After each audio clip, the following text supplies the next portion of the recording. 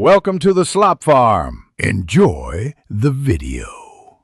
In this video, I will explain why Rome attacked Jerusalem. The Roman Empire's control over Judea, established in 63 BCE, was a major source of friction. Jewish communities strongly resisted Roman attempts to impose their culture and religious practices. This resistance, combined with burdensome taxes and often insensitive Roman governors, created a volatile environment that eventually led to open conflict and the Roman attacks on Jerusalem. The simmering discontent erupted into the First Jewish-Roman War in 66 CE. A pivotal moment was when Roman soldiers seized a large sum of money, about 17 talents, from the temple treasury, which deeply offended the Jewish population. This act, among others, ignited a full-scale rebellion. Initially, Jewish rebels found success, driving out Roman garrisons and establishing temporary self-rule, setting the stage for a major Roman response.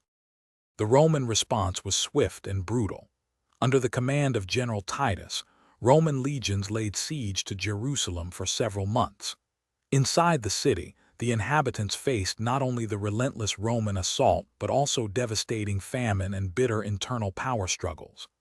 Ultimately, in 70 CE, the Romans breached the city walls, leading to the complete destruction of Jerusalem, and most significantly, the revered Second Temple, a profound loss for the Jewish people. The fall of Jerusalem and the destruction of the Temple had immense and lasting consequences.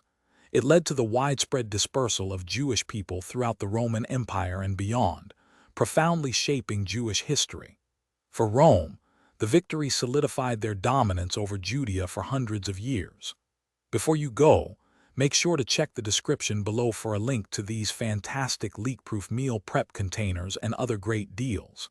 Thanks for watching. Thanks for watching. Consider subscribing if we helped you today.